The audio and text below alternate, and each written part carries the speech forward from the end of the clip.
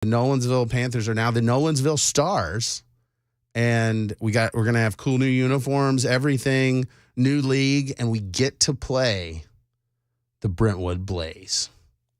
And so I'm a sucker for a good rivalry, and so I'm excited right now. I really need to know, and y'all can message me. Glenn Beck, he sponsors the Brentwood Blaze. I don't know, does he? I'm just asking. I don't know. He could. You can text me on the Members Nutrition Super Text line. Let me know kind of what you think, but I really need you guys to let me know your children of unusual size. We're building out our 10U tackle football team, and so somewhere some of y'all have some of those big dogs on the couch hanging out doing some schoolwork, and you're looking at them and thinking you'd be a great offensive lineman. I want to hear about those kids. Y'all need to let me know because we're looking the Stars new football program in town. We're really, really excited about it. It's also Employee Appreciation Day. I know that you guys feel appreciated. You have to feel appreciated. You're out there. That's why Matt isn't here today. You didn't want to have to show any appreciation. No appreciation. All the appreciation's gone. But yes, today, Friday, March 1st, is Employee Appreciation Day. And I want to hear from you guys about the best employee appreciation you've ever received. Or the worst. Doesn't matter. It's Friday, so we have plenty of stuff that we can talk about. But I think a lot of times, it's kind of like the time that my mom, I'll use her as an example. One Christmas, she got me a mushroom log. And I'm like, I don't know what this says about our relationship. So, like, if your boss has ever been like, hey, great work, here's a mushroom log, I want to hear about that because... Is that where you log your mushrooms that you're growing? You're talking about how big they've gotten and No, not a log book. This is a literal log. I kid you not, I grew shiitake mushrooms in my bathroom. On my sink. They weren't toilet shrooms. We didn't go in that part of the bathroom, but that's the area with high humidity. Oh, but if you've been growing some pot, then you're a bad person. That's what I've heard. Big if true, Bill. Big if true. But we're going to have fun today. I want to give you guys an update on some of the legislation that I've been working on with Jack Johnson and related to parental rights. This is something that, you've heard Bell and I talk about. I want to kind of go over that. My friend Alex sent me some articles that just blew my mind. They've been living in my head rent-free all week long about Instagram child influencers and sort of the state of culture and what tech companies are doing. It's just wild stuff that's happening right now. You guys need to be in on the know on this stuff. If you're not thinking about it, your kid's sitting there with a device. I mean, some of this stuff, it's basically moms pimping their underage kids to build followers on Instagram, and they're basically pimping them to pedophiles. And that's a thing. And it's happening right here. Interesting New York Times article that I want to talk about. It's just wild. I also want to get, and this is where we're going to get wild. I know it. I know we're going to get all the calls and everything. I want to talk about Mitch McConnell. I want to get there today. This is a mixed one for me. When I worked on the Senate Judiciary, I worked for Jeff Sessions, and Mitch McConnell had a staffer who would come down and tell us why we couldn't do conservative things, particularly as it pertained to immigration reform. And that drove me nuts. It was always live to fight another day. But I look at his record and I say, wow, you totally reshaped the judiciary. You wrangled people like Lisa Murkowski to be on the same page as somebody like Ted Cruz so you could get some of these nominees through. After Scalia died, the reason we don't have Justice Merrick Garland is because of Mitch McConnell. And you do see he ground Obama's agenda to a halt. He did that. He filibustered everything. And I don't think he really cares what any of us think. That's one of, I think, his features. He wasn't a talking head that you'd see on Fox News or something like that. But I want to get your input because I understand a lot of conservatives cannot stand Mitch McConnell. But I want to know why. I want to know why. What are the negatives there? The sort of general rhino feel and stuff like that. I don't think that's enough. But call the Members Nutrition Super Text line. Let me know your thoughts on these topics. We'll kind of hit them in order here. 615-737-9986. We'll also talk about school choice. That's one of the ones that's percolating right now in the Tennessee legislature. And I think it's a bit of a head scratcher because I support school choice. I always support options for parents. I think it makes sense, but there's a lot of conservatives concerned of, well, what are the strings attached? What does this look like? What will this solve? A lot of the Republican elected officials are acting as if this is going to completely fix public education and this will address the wrongs in the system. To be blunt, it's more complicated than that. And I think that's a conversation that we should have. So those are some of the topics that I want to get through today. I want to get your input on those. And if there's something that you want to talk about, it is Friday. We've got 3 hours to get through, and I want it to be a show that you guys want and is interesting to you. I'm willing to go on immigration. We can talk about immigration. Let me just sum that issue up for you. President Joe Biden needs to enforce the law. If you want to talk about comprehensive immigration reforms, you want to talk about the need to reform the system, we've been needing to do that for decades. We can do that. I have policy expertise in the space, and we can talk about the nuances of the different visas or build the wall or different surveillance and all. Bottom line is this is a choice. This mass influx that we're dealing with is a choice.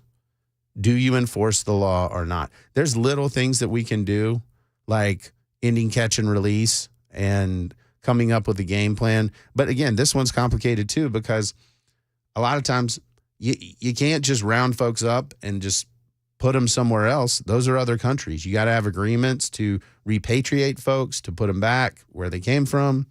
And it gets messy fast. I'm willing to talk about that, but I just think this issue's been beaten to death. And the real issue is that President Joe Biden has decided, on immigration enforcement. I have been credibly told that the border is secure and there is no border crisis. Mayorkas has told us that it's secure. So I don't know what there is to talk about after that. I mean, if Mayorkas says it, it must be true. Except for all the people coming across the border, hanging out. I was listening to Chris's show earlier. Caller calls in and points out hey, some of these camps seem a little more militaristic, a little less like American Dream and a little more American Problem. And I think we just need to be clear about this. A week or two ago when Mark Green was on Matt's show, we asked about some of these concerns. And Representative Green said, yeah, you should be concerned. You've got folks coming across the border. We don't know who they are. And it's a huge problem. Was this when Matt was trying to get him to give up state secrets? Yes. Okay. It was so when that was last week, wasn't it? Yeah. It was when it got a little heated.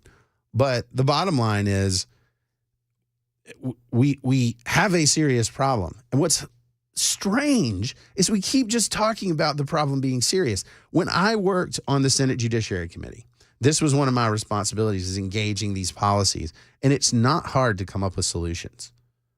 The New Zealand has a better system. Canada has some better immigration options than we do. There's so many easy, low-hanging policy answers on this space. I don't think that's quite fair. You don't? The Canada part. They let you immigrate, but only if you want to be euthanized.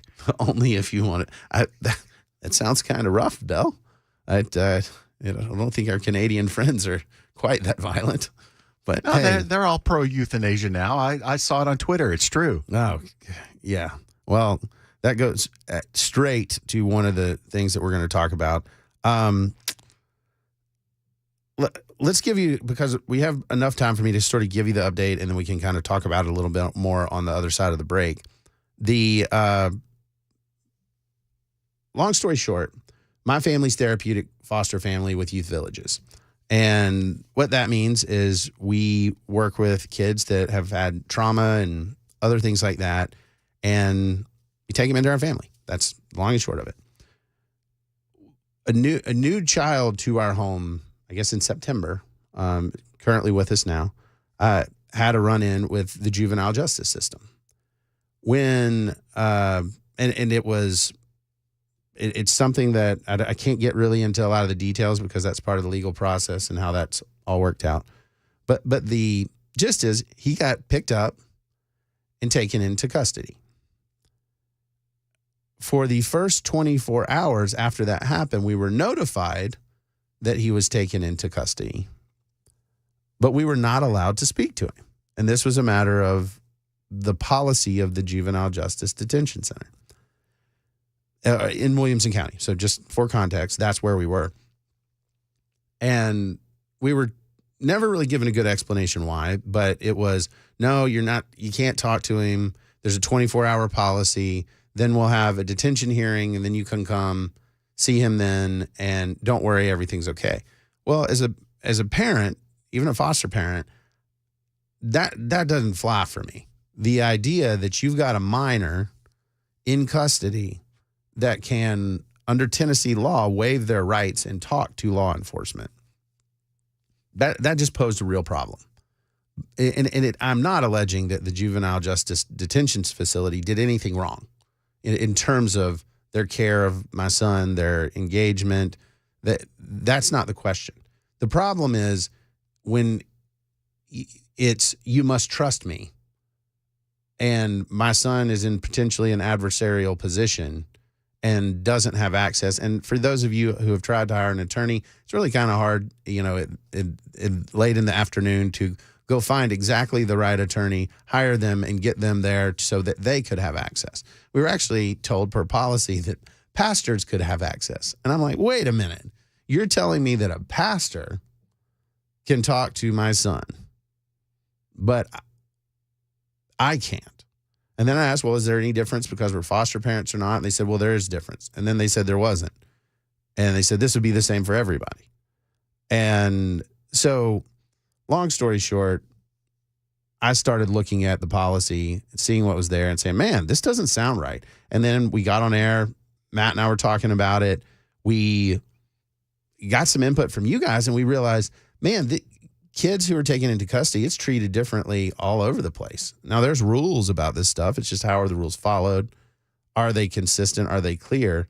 And so Jack Johnson heard us on the radio, engaged, and it's in my inbox. I haven't had time to look at it because it just came today, but his team sent me draft legislation to address the issue.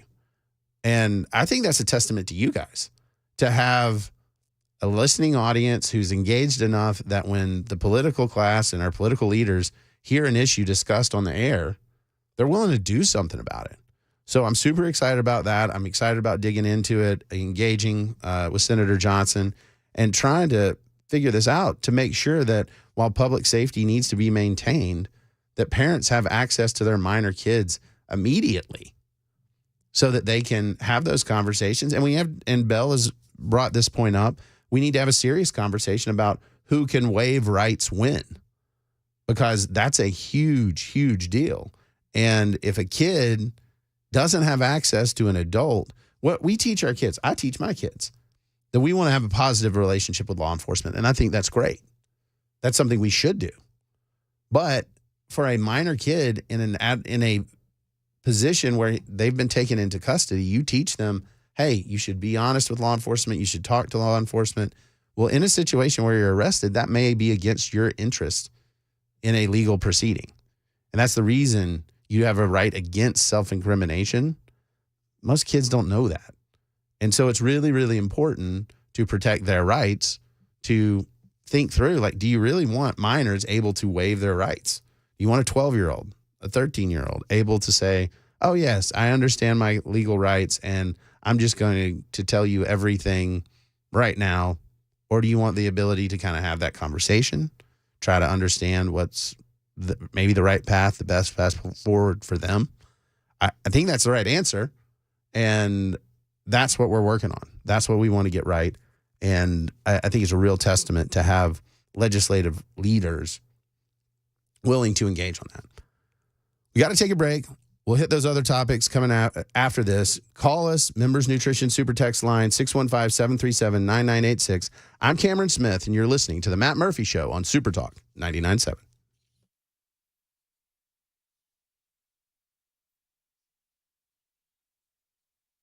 Hey everybody, Dan Mandis here. Got my first shipment of emergency food from My Patriot Supply. Gonna make these pancakes. Now you prepare and cook them just like regular pancakes. But thanks to the special packaging, they last for 25 years. So when things go wrong, you are eating right with My Patriot Supply. And yes, they taste great. Now every week, I'm going to introduce you to different food. My Patriot Supply is America's most trusted supplier of emergency food. Head on over to my website, preparewithmandis.com, right now and see all the different foods that they have and all the great specials as well. That's preparewithmandis.com. Be prepared for anything with My Patriot Supply and preparewithmandis.com.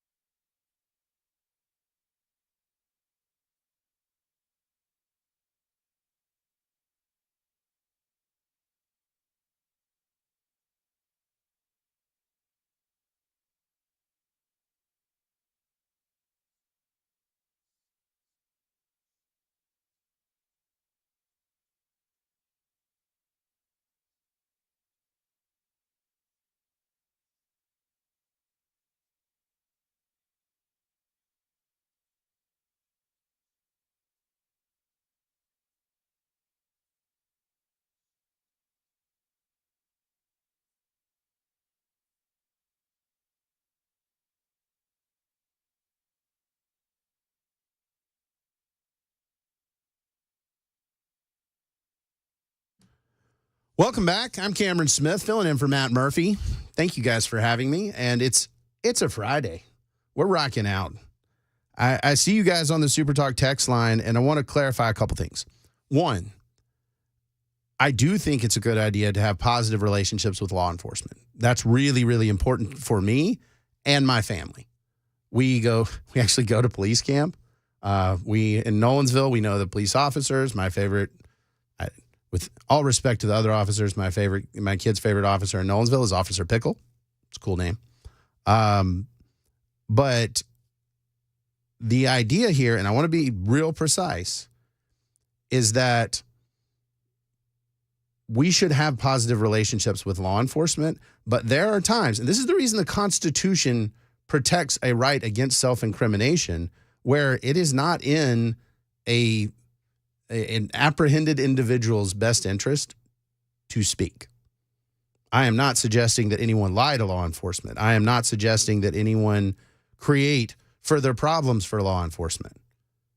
You need to comply with law enforcement, but at certain points in that legal process, it is in your best interest to shut your mouth, or it may be. And that's what I'm talking about, is an informed decision based on due process to make sure that your rights are protected and preserved. It's at minimum in your best interest to wait until you've spoken to your parents or a lawyer, right, before you do anything. Right, because it may shock you guys to learn that there are a whole lot of different laws on the state and federal level. And when you are arrested for anything, you may not know all of the details, and for certain, a minor may not know, hey, what's exactly going on here? And to have the ability to talk to that child and say, hey, let's kind of understand in an environment where it's just us, what's going on, see what we need to do with a lawyer, understand that. That's the part of the legal process. So I want to be real clear about that you should have a good relationship with law enforcement. But the moment that you're arrested, that relationship with law enforcement changes based on the situation that you're in terms of legal jeopardy. And so even with a police officer you may like, you may not want to waive your rights. That's the reason we require people to knowingly waive them when they waive them. And there's a question is, well, we don't let minors engage in contracts. We don't let minors vote. We don't let minors do a lot of things. So you're telling me a minor's capable of understanding the circumstances and knowingly waive their rights? I don't know. We need to at least have a conversation about that.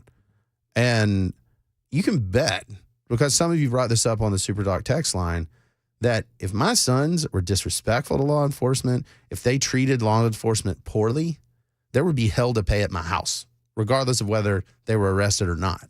So this is not an issue of behaving maliciously or doing anything like that. This is simply in that context where you get picked up. Because you guys on the Super Talk text line, the members nutrition super text line, are right. The kids are different these days. And I have seen it. I've got 4 boys. I've got 14, 12, 9. It feels like I have 12 kids. But yeah, there's a difference there. And it goes to some of the other topics that we're going to talk about that, I mean, they're little junkies with the screens and stuff like that. They don't have the same social skills and those type of things. We need to address that. We can't let that just kind of continue. I think that puts us in an awful situation.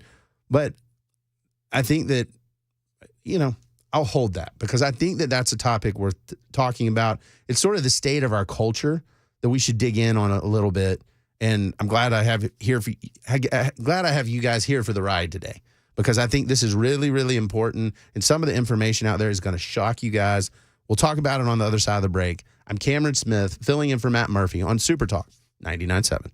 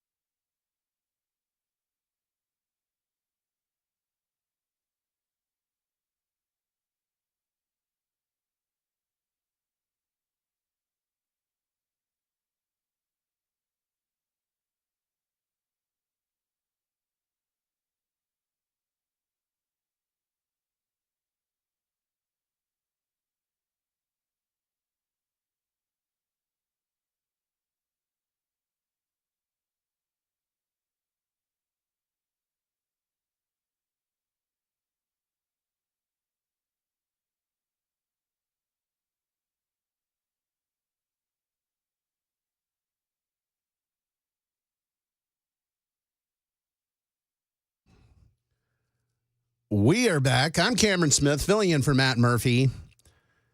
And y'all are getting feisty on the Super Talk text line. I like it.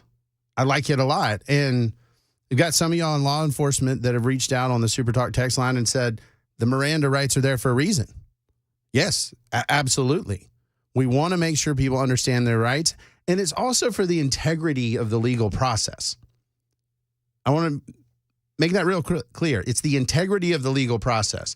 If you have somebody who's not Mirandized and doesn't understand fully what's going on, and they say some stuff, and then you try to use that later in court, it may get tossed. And that person may be dead to rights guilty of a serious crime, and that creates a huge problem for the legal process. So making sure everybody understands their rights just makes a lot of sense. I've got Bill in Lebanon talking about shock factor. Bill, what you got? Hey, man, I just wonder if you ever thought about this, and I'll give you an example of what happened to me. But I think it's a shock factor for a first-time offender or a young child to be isolated. No, you don't. You're not talking to your parents. You're not talking to anybody. Just to give them that shock factor so it never happens again. And I'll tell you where that comes from. I was in law enforcement in a town in Tennessee. Everybody knows everybody. And my daughter headed down the wrong path. Sure. And I know the only reason that my buddies didn't lock her up was because they knew me. And they gave her a ticket. And I had prayed and prayed and prayed. If they would just give her the weekend in jail, it will be a deterrent to keep her out of jail. Well, by the time she got in more trouble, the first time she went to jail, she went for 3 months. She did 90 days in jail. Well, after that, it's no big deal. And then she took the turn down the wrong road, and my daughter died at 25 of a drug overdose. And I always think back that if they would have done that and locked her up and give her the shock factor where she would say, man, I never want to go to this place again. Well, Bill, first, let me tell you, I'm sorry for your loss, man. I mean, that's awful. And thank you for calling in. But I think you're right. I think there's some shock factor. But my question is, if you're going to take that approach, should somebody in that situation be able to waive their rights as a minor? Like if your daughter had been, taken into custody, you can't talk to anybody, you're in isolation, should she have been able to waive her legal rights in that situation as well? Well, no, I agree with you on that. I mean, I don't think they should try to go into the prosecution side of the house why they use that especially a first-time offender. I think it should be used as, hey, you don't ever want to come back here again. You don't ever want to go through this again. And I'm sorry, man. It just, it's been a long time, but it still gets me upset. Well, I understand. I mean, I lost my brother at a young age, and, I saw what my parents went through. So I'm sorry to hear that, but I really appreciate you calling in and engaging the topic. So thank you, Bill. Thanks. All right. Look, y'all, I think it's important, even when you have some rough stories to tell them, because we all benefit from that. And I really appreciate Bill calling because, anytime you lose a kid, for whatever reason, like I get it. And some of y'all on the Super Talk text line are saying, well, kids make really bad decisions these days and they do violent things. Kids have done that for a long time. Kids have made violent, bad decisions. They have made bad decisions that aren't violent. They've gotten into drugs or whatever, right? And it can go downhill real fast. Hell, Michael Landon's son on Little House on the Prairie got addicted to morphine. Right. And so the thing that I would caution, and I would tell you guys, and again, as a foster family, where we're engaging kids that have a lot of trauma and a lot of things that are going on, you need to have, and the reason we have a juvenile justice system is to try to correct these things early outside the adult system. That's the point. We want to find a way to help get kids on the right path who maybe aren't. Otherwise, we just have one justice system, and that would just be the same for everybody. But kids are different. They're real different. And in terms of how they think, their brains aren't fully developed. There's a reason that we don't hold them as culpable as we hold adults. Yet kids can do horrible, horrible things. And I'll tell you, over the last several years, being in the system, working with some really troubled kids, many of you I don't think have an idea of what the state's challenges with Department of Children's Services with some of the kids that have been so heavily traumatized and have some real mental challenges that they don't have an appreciation for what's right and wrong. That this is just rough. And so I wish I could just tell you, oh, well, this is easy. We just need to be real tough on the kids and they'll get it right. Well, depending on the kid, it may make a huge difference in terms of the outcome, in terms of what we're talking about in their future. And so I think we need to get this right. We need to make it make sense. And again, several of you on the Super Talk text line are now engaging, well, where is Matt Murphy? Is he gambling again? And we're dealing with the reality that Matt always starts out way ahead. All of his gambling stories start the same way. I was way up. Yeah, that's almost the theme with him. He'll come back and be like, oh, man, I was up almost $800. And then, I went to bed and I got up the next morning feeling great. And I should have just walked away. But I went back and how much did you lose, Matt? I was down 200 when I left. And that, Bell, is why the house always wins. Yes. Because it's just the better you do whenever you go to a casino, the better you do, the better you think you are, the quicker you lose it. The quicker you lose it. I'm on a lucky streak. There's no such thing as a lucky streak. That's why if you do well enough, then they start comping you a lot of nice things. Right. I must be really a great person if this is what they're giving me. And if you do too well, they kick you out. Yes. It's how it works. If you can do the math in your head, they're like, okay, it's no longer fun for us. Go away. Time for you to leave. Right. Or you may have broken legs. But, that's, yes. I mean, that's a great Matt story. I'm sure he'll have many when he comes back. I'm excited about this. On the Members Nutrition Super Text line, 6890 says, just my personal thought on the matter. If a child under 18 can't enter into contract, why should they be able to waive the rights? I agree. And that's the point of the bill that Jack and you are working on. Yeah, that's one of the things I hope to address is we've got to figure this out, right?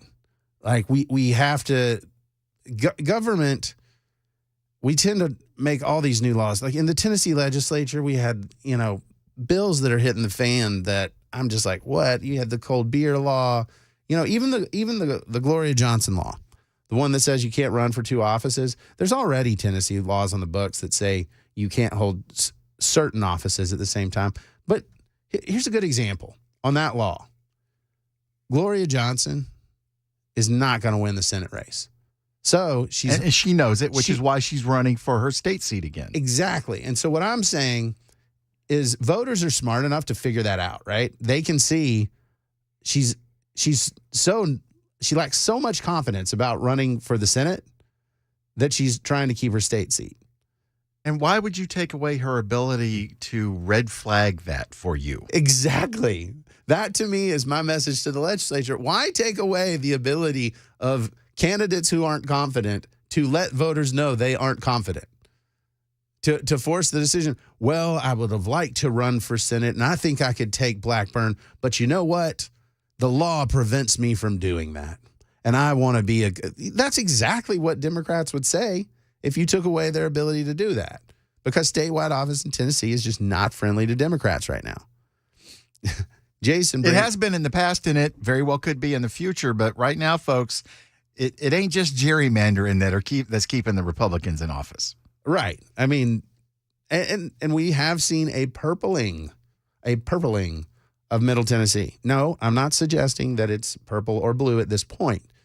Relative, though, it's changed a lot. I mean, nobody wants to talk about that, but that's true. Middle Tennessee is absolutely more politically competitive than it's been in a long time. It's just not there for Democrats. It is not so much of a shade of purple that it merges onto blue. It's just relative to the past, it's becoming.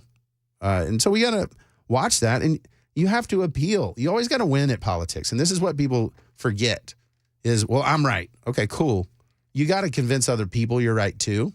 And if you do that, you can hold ground. If not, you just age, get old, and die. And when you look at places like Nashville and Memphis, they are 100% blue. Oh, yeah. I mean, it's not like the Democrats don't have strongholds in this state, because they do. And it makes us feel better when we look at the map and we're like, look at all this red and these blue dots. Well, guess what? Those blue dots have a ton of people in them. And if you look at the electoral map in Tennessee, there's a lot of parts of Tennessee that there's just not a lot of people. The population density is not there. And I'm telling you that if you want to look where to watch for politics in Tennessee, watch Williamson County. Suburb south of Nashville, look at the politics of Williamson County. That's been a massive fundraising bed for Republicans. Tons of resources, lots of, frankly, well-heeled Republicans. It's starting, there is the purpling factor. It's happening. And what it is I don't think it's so much a liberal thing, like, oh, the liberals are, the rank and file progressive Democrats, the AOCs are making inroads. I think it's truly California Republicans. And I don't mean that there's enough of them to kind of shift it too much, but the mindset's more like that. It's more socially a little bit more liberal and still pretty economically conservative. It's that Orange County Republican mindset that I think is taking root in Williamson County, and politicians need to take note of that. Like, that's going to change over the next several cycles, and folks who aren't paying attention are going to pay the price, because they're going to go looking for dollars and fundraisers and things like that, and it's not going to be there for some of the candidates that are a little more firebrand conservative. That mindset is changing, and that's just reality. If you disagree with me, I want to hear about it, particularly from you guys who live in Williamson County. Call me on the Members Nutrition Super Text line, 615-737-9986, and let me know. I think I love it. I like the climate. I like the community in Williamson County. That's where I live, in Nolensville. But it's very much more chill. The fire that you see on Twitter, for example, where everybody's yelling at everybody, that what I'd call the angry conservative, I don't think they're going to carry the day. I do not think that shtick is going to continue to work in a place like Williamson County, where some of the dynamics are changing. And we'll see. We'll see how that ultimately shakes out. I can't be any more positive about where I live. Nolensville is absolutely wonderful. And I'll tell you, when we're talking about education, I think Republicans and conservatives can't just dismiss public education whole cloth. We can't have this mindset of public education is awful and it's all woke and all bad and all terrible. I don't see that. What I do see is it's not good for every kid. It's not one size fits all. I'll use Nolensville High School with my oldest son as an example. It has resources that have helped him. He had a bad concussion that had some impacts on his education and actually continue to do. Those resources were there. They were able to provide supports. My son who lived with us a year ago, it was really tough because the system really didn't have enough supports. Everybody was supportive.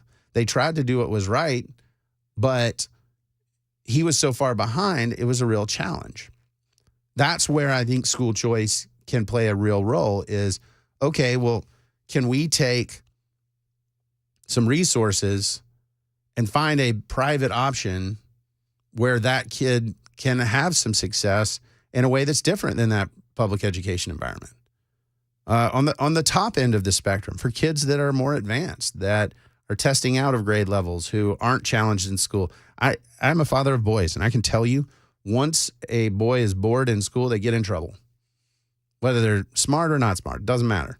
That's just a thing. They start messing around, you got a problem.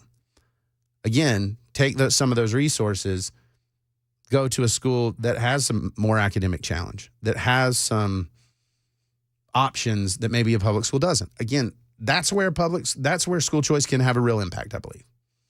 For rank and file towards the middle, It's great. And I got a hell yeah, Nolensville, Bent Creek Lesnar, Super Talk text line. Yeah. I think that what I've seen from our public school, and again, that's my experience, right? It's not every school, every public school. When we paint with a broad brush, we get in trouble. But I can tell you, my oldest son's a freshman at Nolensville High School. He's been getting his butt up early, going to football workouts when it's still dark outside. He's been doing hard things. He's been encouraged by the teachers, but also they set expectations. They want him to do this stuff. It ain't perfect, but it's pretty dang good.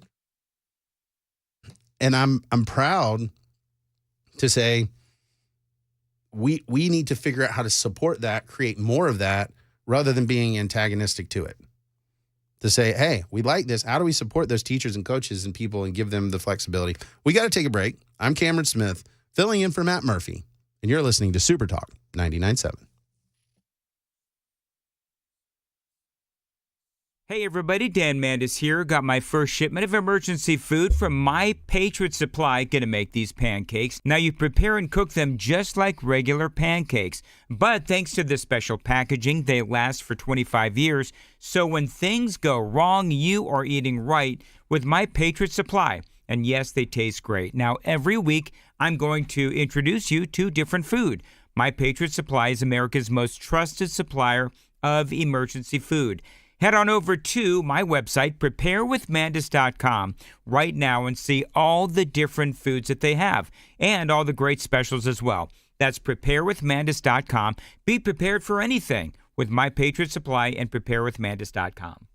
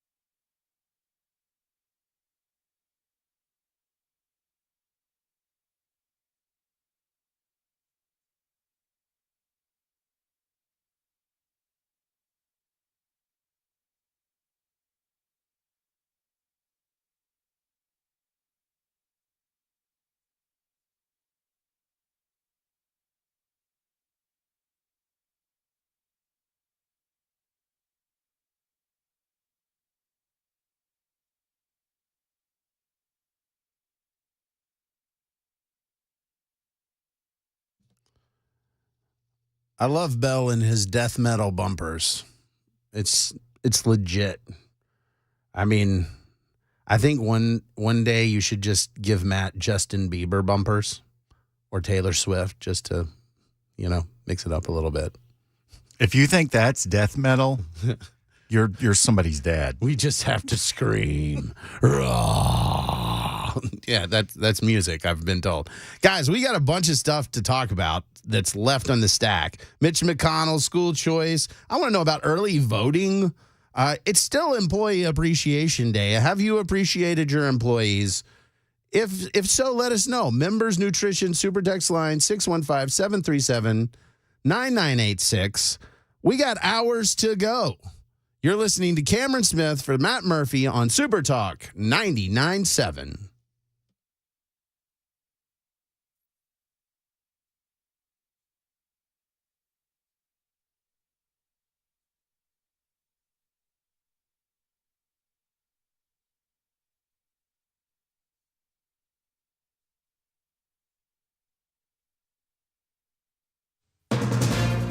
From ABC News, I'm Michelle Franzen. A federal judge in Florida deciding on a new trial date in the classified documents case involving former President Trump. A calendar conflict playing out in arguments at today's hearing. Trump's attorneys pushing for a date after the election. ABC's Aaron Katursky is in Fort Pierce. Jay Brott with the special counsel's office says that it does not apply to already indicted matters. In other words, there could be a trial of former President Trump within 60 days of the election because the case has already been indicted and is well underway. And this afternoon, they'll argue more about how classified and sensitive materials should be handled. The defense is still pushing to make more of them public than the special counsel's office is comfortable with. Trump maintains the lead ahead of the Super Tuesday primaries. Nikki Haley today again saying she's not dropping out, but won't say what happens after Super Tuesday to her campaign.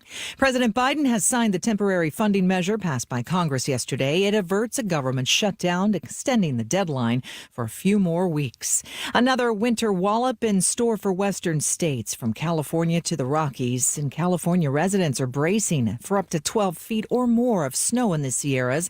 Yosemite National Park closed today. The closure of Yosemite National Park means visitors from around the world are out of luck. Jason Jansen is on vacation from the Netherlands, now stuck at his hotel outside of the park. We wanted to go to Glacier Point or something like that. We wanted to just see some nature. But in-park hotels are closing today as well. All guests are being told they have to check out and will be refunded for fear they'll get stuck if they stay. Alex Stone, ABC News. A United flight from London to Newark diverted today to Bangor, Maine. The FBI says one individual on board was detained and arrested. Authorities, though, say that incident has no ties to terrorism.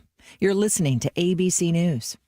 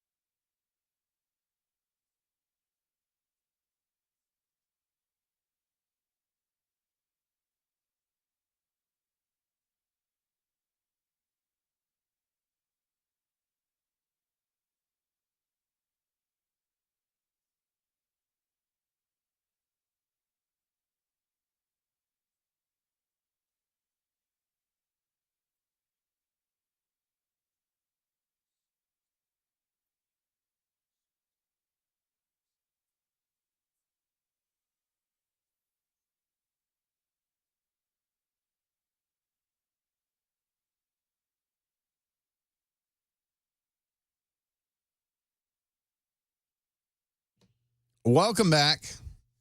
I'm Cameron Smith. We got to talk about a couple things. Many things. We've got 2 hours to do it, and I'm glad that you're here with me. The Members Nutrition Super Talk text line, 615-737-9986. You guys are so good at texting, you can call the same number and we can talk. It's Friday, so there's plenty of options here. Jason, I hope you feel better. He's got COVID. He's got the coronavirus. You know? See what I told him? Yeah. Wear a mask when you text me. Son. My favorite, and I'll never forget it until the day I die, is watching people driving by themselves in their cars with masks on. That really, and I've actually seen that. It's been a minute, but several months ago I saw somebody doing that, and I'm like, did you just get used to it and just decide to wear it all the time? I do that, but it's only when I'm going into banks. Yes, that's good, Bill. Oh my goodness. So some of y'all have asked, I noticed Employee Appreciation Day because my day job is working over at Thanks in Franklin, and appreciation is literally the job. Figuring out how to help people express their appreciation for their colleagues and for vendors and clients and stuff like that. It's an actual company. Don't laugh at me. We've got a big crew over there, and it's awesome to be able to, for my day job, to help people express appreciation. Super cool. Other things I do, just because I think when we talk on the radio and I give opinions, you need to know the other stuff I do. I'm a partner in a media company, and I'm on the editorial board of the Tennessean. I write columns over there. I really appreciate you guys reading those, checking them out. It is a labor of love. It's something that I enjoy, and for the people that still read stuff, thank you. It matters a lot to me. I got the Don't Poo-Poo Tay-Tay on the Super Talk text line, and I never step on Taylor Swift. I was just suggesting it as bumper music. I know better than that. She has. Oh, I would use Tay-Tay as bumper music all day long if he wouldn't throw a fit. You should just sneak it in there. I can see his face right now. Just that stone cold, like, what have you done to me? It would be that same look whenever I play Friday Eve. If you're like, why do I have you here? Yes, it happens sometimes, folks. So I had a great 7679 dropped in a great comment that I think merits our discussion with the school choice stuff. I am pro school choice. You take your kids to your selected school, either public or private. However, you must deduct from the public school budget the amount of money following the kid, not just throwing more money for private schools and not touching the public school budget. And also, for once, fix the failing public schools. Amen. I wish that I had a magic wand to do that.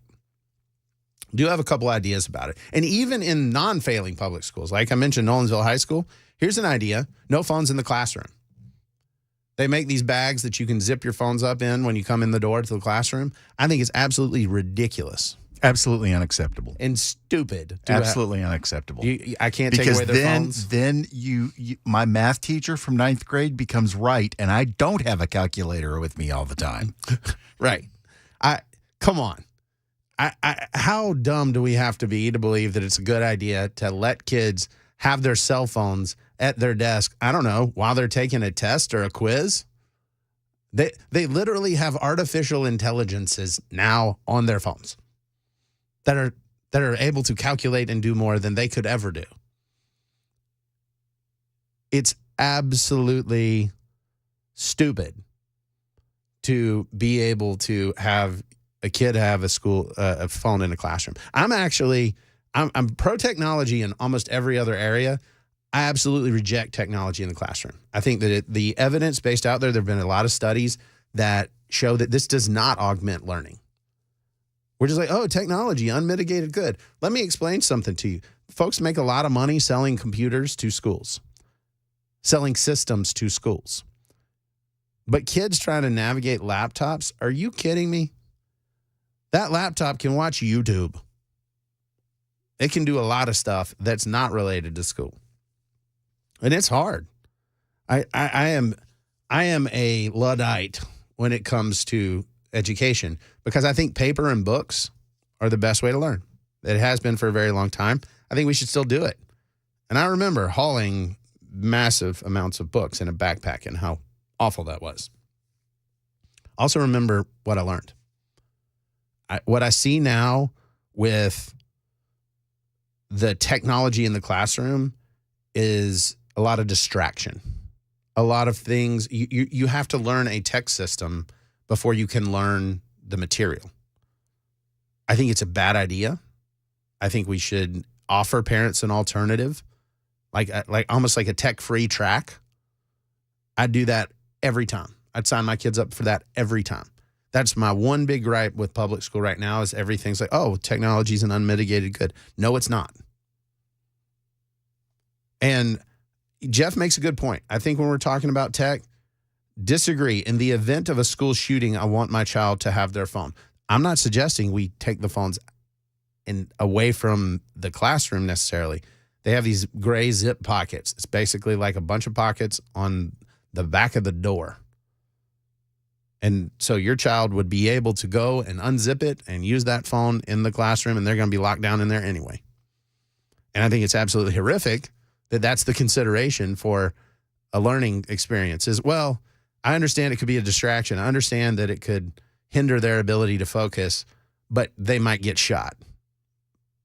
I mean, what a time to be alive when that's a driving consideration. But to Jeff's point, I think he's got I'm not suggesting you ban them entirely from the school. I'm simply saying you walk into the classroom, put your phone in a pocket, zip it up. You can grab it when you on the way out. And that way, when you're sitting there at that desk, you're learning. But if we don't fix public schools, and again, not all public schools are equal. So don't paint with a broad brush. You have different levels of parental involvement, different levels of community involvement. When I'm in Nolensville, no joke, Friday nights during football season, more than half the town of Nolensville comes out to the football game. They don't even have kids playing. It's just what we do. It's community. So the school has tons of support. And that changes the educational environment. So we need to be serious about this stuff. But BS, the teacher has a phone. You know, that is a problem. The moment that you have a teacher sitting up there doom scrolling while the kids are in class, again, I think it's probably the same thing. Teacher walks in the classroom, put your phone in a pocket, teach your class, leave. I'm telling you, folks, the technology at our fingertips, it's not an unmitigated good. A lot of it's super helpful, and it can be great. But a lot of it isn't. And it's going to cause us some real problems, real headaches, and it already has. And I want to go over, we'll jump the order, we'll skip. I want to go back to state of culture. I think that's really important. I want to talk about that. We'll evaluate Mitch McConnell too. But on this school choice stuff, I want to talk about a couple different aspects of the legislation that's moving with you guys. First is the $7,000 voucher. The idea is it's a relatively limited pool in year one. Year two, it'd be expanded to a lot of different folks. There's still going to be some means testing, and this isn't going to be just a handout to the wealthy. That's what Democrats want to say. I understand that. But is that the right amount? I mean, we certainly spend more than that on public education for a single student. The average amount's more than that. Is that sufficient to make a difference on the private education front? I don't know. If you look at private tuitions right now, for a lot of schools, they are well in excess of $7,000 a year. I mean, it's ridiculous. You look at MBA, Innsworth, Brentwood Academy, just schools right around this area. Oh, my goodness. You're more expensive than college. So do you think that moves the needle? Is that enough? I want to hear from you. Members Nutrition Super Talk text line 615-737-9986. That amount to me seems to be a starting point. It seems to be a point where we can have the legislative conversation. It's not so much that people freak out, but it's not a $1,000 stipend, because that's not going to cut it. And Jeff's saying they should do away with Chromebooks. So even though he's saying, hey, let them keep their phones in the classroom, they should do away with the Chromebooks. I hate the Chromebooks. I hate them. I don't mind using them for projects and stuff, but as the basics, I don't love it. I've got James from Murfreesboro on school choice. James, what you got? Well, I used to be a teacher in Metro Nashville, and part of the problem with what they're talking about, low-performing grades and stuff, has a lot to do with, how would I say this without sounding racist, illegals, straight out. A lot of kids, they're here against their will because their parents brought them. They don't want to be in school, and they don't want to work. They help bring down the grade point average in a lot of classrooms. Now, my class was a little different because of what I taught. Mine was more of a mechanical class, and I got a lot better participation. But to say that funding the schools is a big thing, and we don't have enough funding, we have plenty of funding. We have poor management, absolutely teetotal poor management in the schools. Well, how do you fix that? And I mean that sincerely. How do you address that and say, okay, we're seeing poor management at the leadership level. What are the qualities you would select for and say, hey, we need to go find these type of people?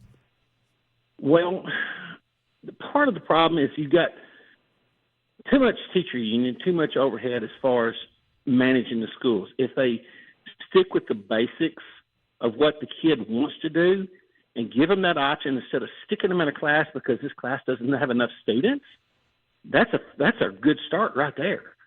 There's a lot of kids that get just stuck in a class because they don't know what else to do with them. I'll put him in here. Yeah. Just stick him in there. He's fine. And that's not doing the student or the teacher any good whatsoever. They had a problem with me because I didn't teach according to their guidelines. My guidelines did not coincide with what they expected. And what I mean by that is, in order for me to get my curriculum to my student where they understood it and where they were willing to participate, didn't meet this ABC teaching method that they push. Sure. Okay? In my class, it was, my job is to get you out of the school and give you an opportunity to get a job and keep a roof over your head. Yeah. Education system, management does not see it that way. They just don't and never will. Well, I appreciate the call, James. That's really useful information. I think that's right. And this is where we struggle, right? Because at the same time, the legislature is saying, well, we need to prescribe more and we need to restrict teachers more. You can't have this flag or this mug or this thing. Here's the method of teaching. I think we need to go the opposite way. I think we need to say, hey, give teachers the ability to teach. You know, I understand there's a difference in teaching and proselytizing.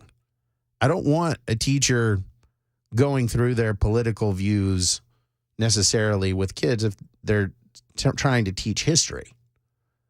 But I do want them to have the flexibility to meet a kid where they are. And this is what I think is the biggest problem with public education, is it's a assembly line method of education that takes away a lot of the educational flexibility that great teachers bring to the table. It's, well, here's the formula. Here's what you need to do, and then everything will be fine. Well, that's not true. That's not how kids work. They all learn differently. And so the idea that we're somehow going to fix public education by putting more restrictions and guardrails in there, I think it's actually the opposite. You're just making the assembly line more precise. And I don't think you get better outcomes from that. That's just me, though. Robert in Lebanon, he has thoughts. What you got, Robert? Well, first, with the whole voucher thing, you telling me it's everything I've read, it's going to be simply a lottery. It's not means tested at all. So the drafts I've seen do have means testing in there. Okay, the draft I read, which draft did you read? The Senate, the House, or the Governor's? Because all three of them are different. So I read the so one. We that have no idea about, which one's going to be passed. Sure, but once we get to final version, that's one of the things we're going to talk about is whether it should be means tested or not. I think to start off, that makes a lot of sense, don't you? To not have it means tested, or to have it? To it should always be means tested. To have it. Okay. Yes. I mean, but that's not what the governor's proposal is. The governor is not proposing because he's trying to buy the Democrats off onto his side.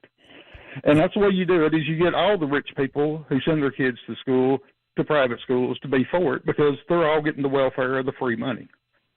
Okay. And that's all this simply is. This is nothing more than don't they pay welfare taxes program too? for Robert, don't they pay taxes too? Okay, I pay taxes. Do I get $7,000 for nothing? If you're eligible for the program, you would. Everybody's going to be eligible. That means people making $250,000 a year who send their kids to Brentwood Academy simply because they don't want to send them to Brentwood High School. Okay. Are still eligible for the $7,000. What sense does that make? If you want to send your kids to private school, I'm all for it. But if you're dumb enough to live in Davidson County, it ain't like their schools just got bad. Right. They've been bad as long as I've been alive, and that's over 50 years. But isn't that kind of an indictment on the system? Why wouldn't we want to give parents options? Giving parents options would be great, but this is not giving parents options. If you give a poor person $7,000 worth of credit to go to a school, you cannot go to a private school in Nashville.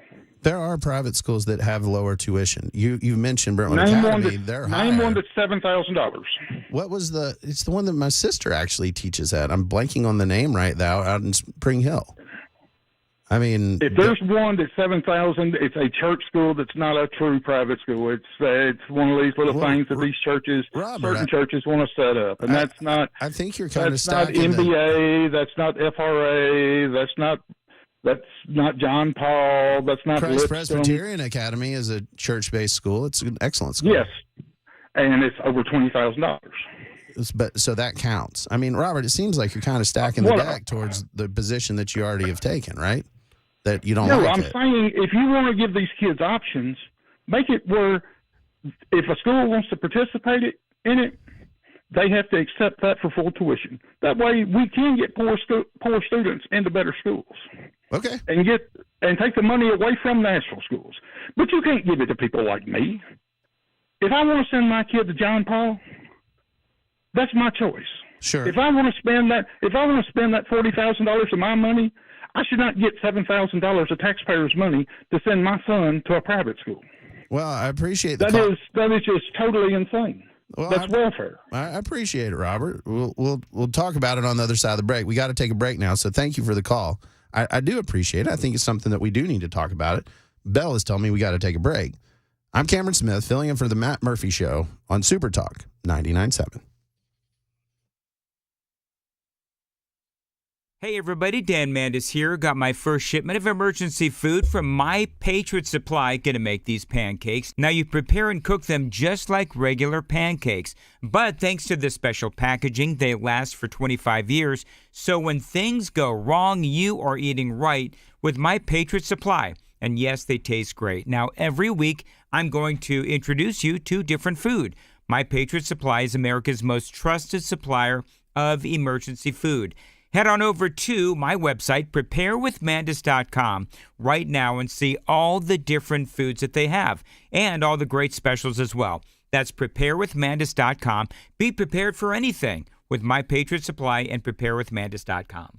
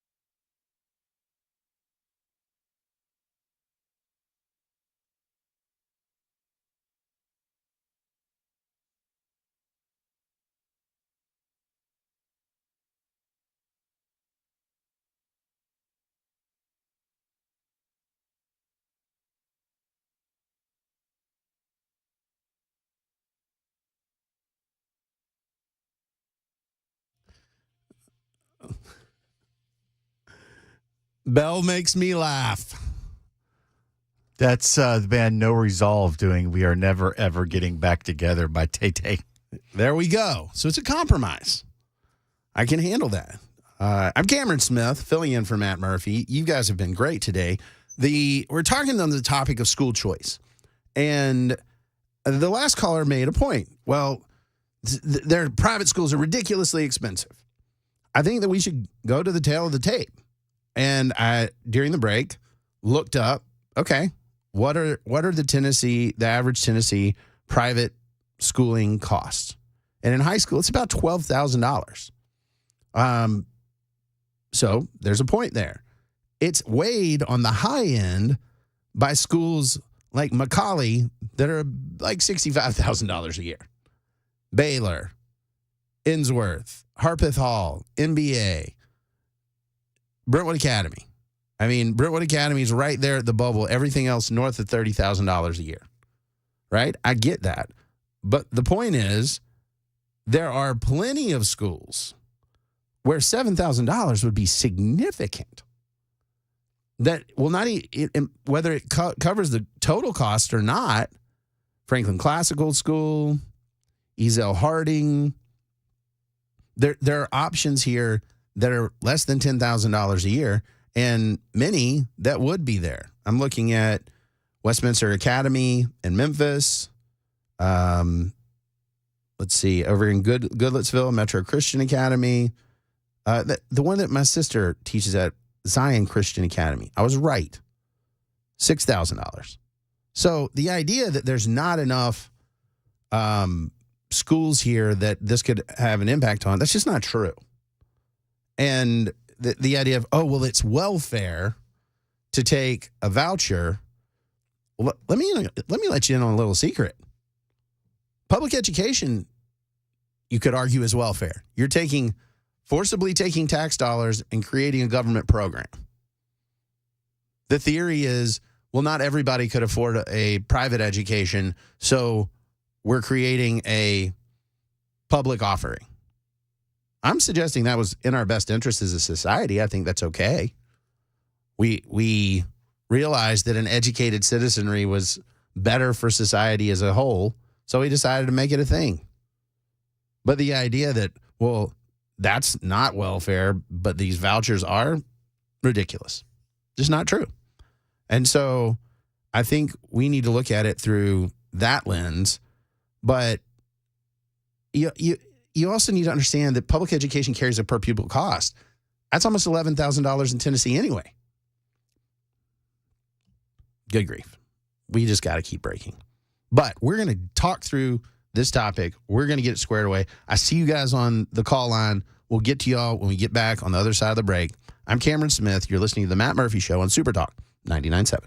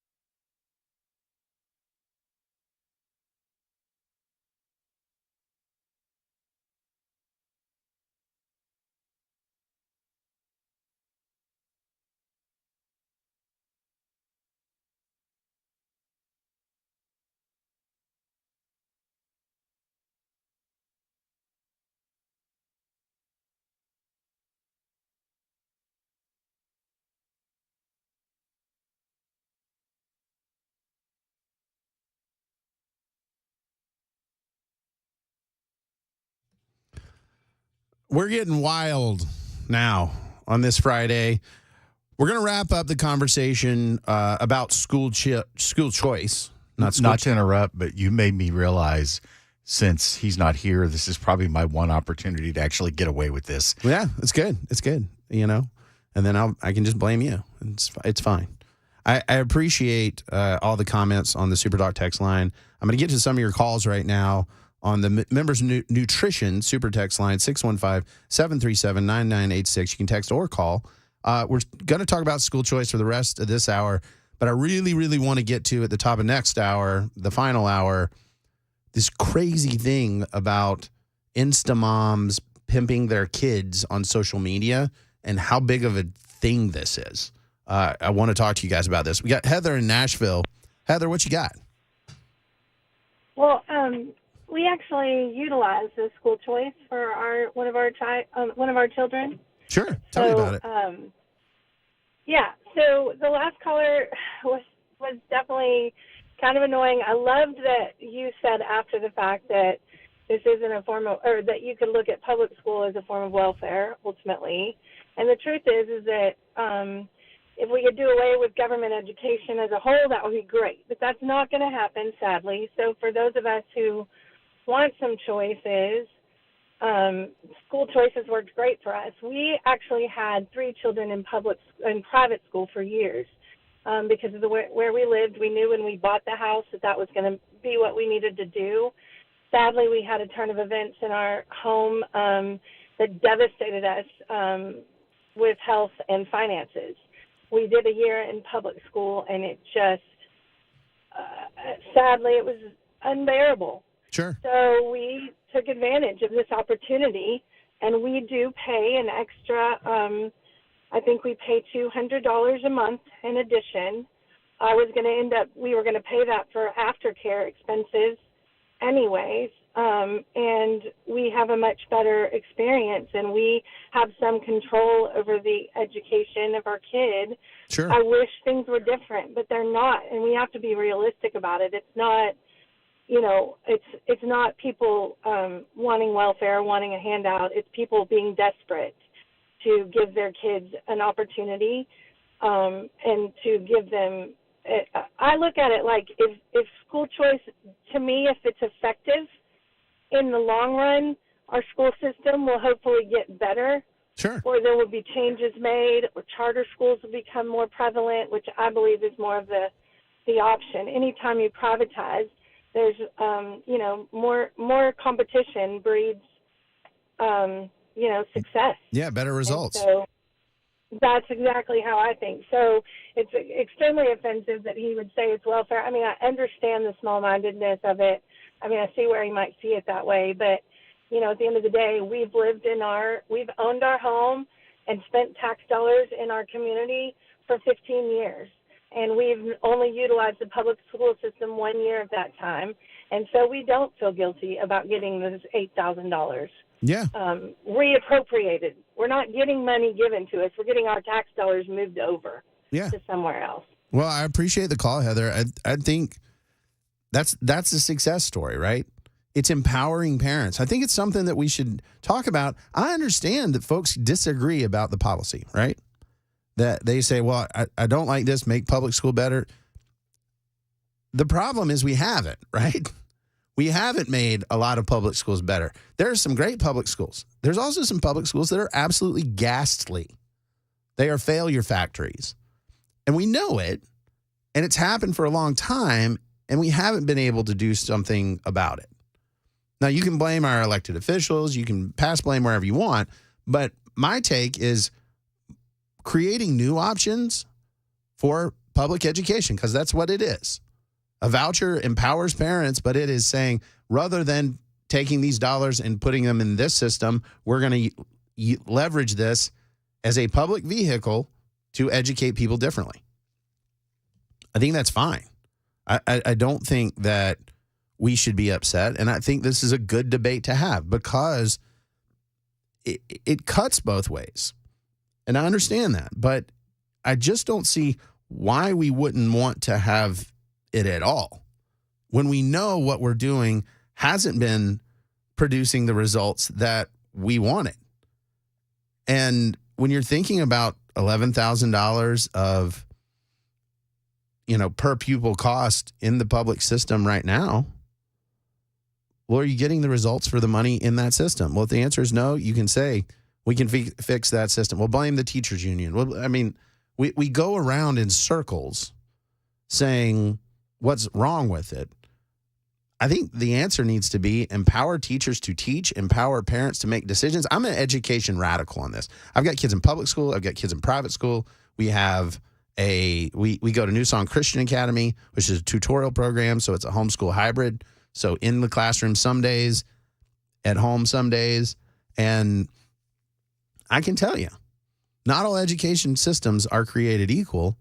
And making those choices as parents to do what's best for your kids, nobody's going to care about your kids as much as you do. And so I trust parents to generally make these decisions. This is where I disagree with the Democrats, because the Democrats say, well, what if parents get it wrong? Well, that's part of the responsibility of being a parent. The idea that the state comes in and the state gets to decide what's right and wrong, what's good for you, what's not, that's really concerning to me. And so I understand that we want accountability. We want to make sure that these aren't fly-by-night operations. But we can determine that pretty quickly, and then those schools can not be eligible for this program. We can say you're not providing a quality education, or you are. That's not that complicated. It's not that difficult to see whether it's a legitimate educational environment or not. Now, again, I'm a radical on some of these things, and I think put a price tag on every public school and let parents move with their feet. That the only thing that you have is vouchers. So you give essentially a education stipend or voucher or whatever you want to call it to parents. You put a price tag on the public schools. Obviously, you have a price tag on the private schools. And the parents just get to decide. And some people love that. Some people hate that. And some people say, well, Nolensville High School is really good. Wouldn't it be overcrowded? No, if there's no spots there, if the school's full up, then they don't have to accept students to that school. But that way we can kind of see, well, if parents are in a failure factory and they want out and everybody's running for the hills, well, man, we might need to intervene there. I think that's a big deal. Steve from Mount Juliet. What you got, Steve? Hey, I was calling in regards to the previous caller before your commercials. And he made a statement that really irked me. Okay. That he said that money should not go towards people like him or parents that decide to send their kids to a more expensive private school. And that the amount of money you make should have no bearing. You paid your taxes. We make over six figures, and we have 3 kids in private school. We could really use that money. Sure. So I don't care how much money you've made. You paid your taxes. You deserve it. Yeah, and I think that's the discussion that I want to have is, well, should it be means tested or not? Steve, I'm hearing you say no. Like, folks pay taxes. Let's let them take advantage of the program, too. I think that's a pretty popular position. I mean, would you means test it at any level? No. You paid your taxes. You're just making a choice. There shouldn't be any debate about this.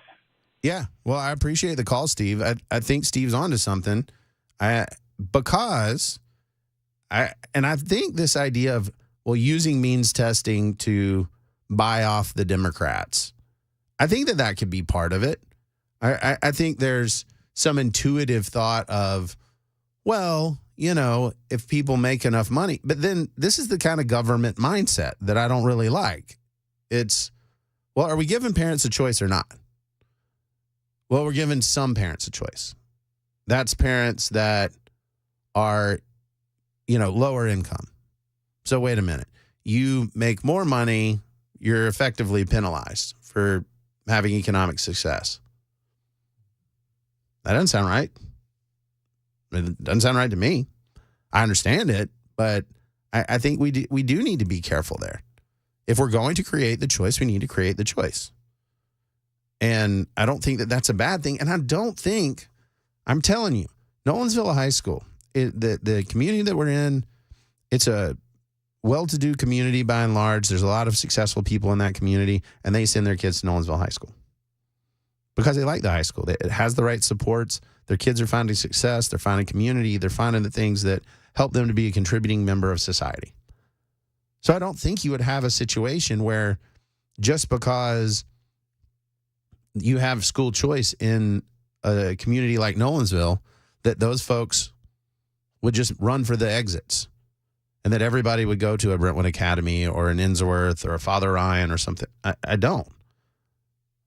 But if some people want to choose that, like the teenager who lived next door, went to Father Ryan, they chose to drive 35 minutes to attend Father Ryan.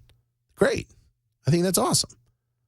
Lindsay from Pleasant Hill, school choice. What you got?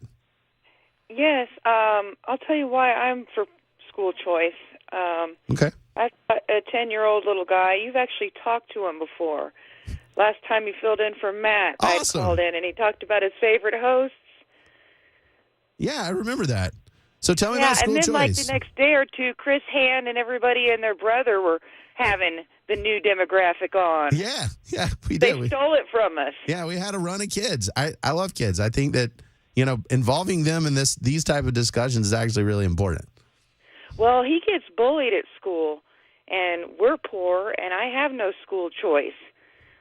He's the fifth of my kids that have gone through the same school system, and they all had a few bullies now and then, like normal growing up, but they came out top of their class. And this little guy, he's a little bit different, and he is really going through it. He cried last week, didn't want to go to school. Sure.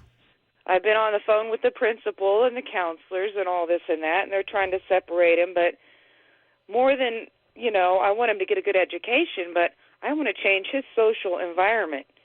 Sure. I think that's a legitimate concern, and school choice would help you do that, right? Yes, sir.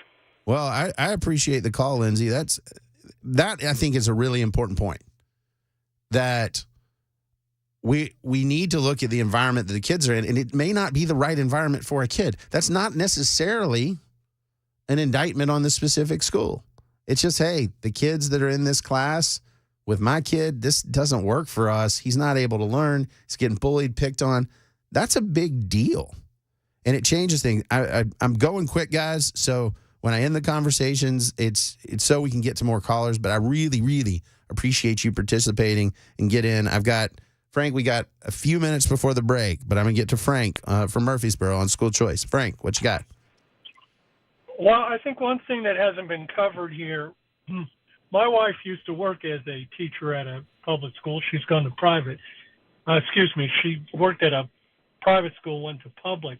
But private schools have scholarships. Sure. They have scholarships. The one she worked at, and I won't say what name it is, 60% of their student body received scholarships of some sort so that they could attend that school. Sure. A lot of them do. And a lot of people don't realize that. Like our last caller, she said, I'm poor. That shouldn't matter. Her kid's education, if she contacts these private schools, they have endowments, they have grants, they have scholarships for students. Yeah, they do. And, the way I look at it is the posted tuition is sort of like the rack rate at a hotel.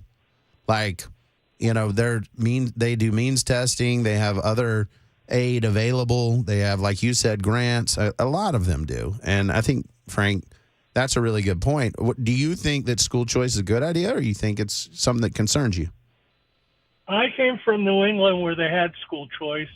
My parents chose to send me 2 years to a private school. And then the public schools in our area, we didn't have a high school. We had to be bused over 65 miles to a high school. And they chose to send me to private. And when they this town I lived in made an association with another school, I went to private, but I'm in public. It was a good public school for my last 2 years. Well, I appreciate that. Thank you for your call, Frank. I think that, again, context matters here. When we talk in broad platitudes, it's a problem. We've got to take a break. I see we got a couple callers left, some Super Talk text line folks to get to. We'll wrap this up. I'm Cameron Smith. You're listening to The Matt Murphy Show on Super Talk 99.7.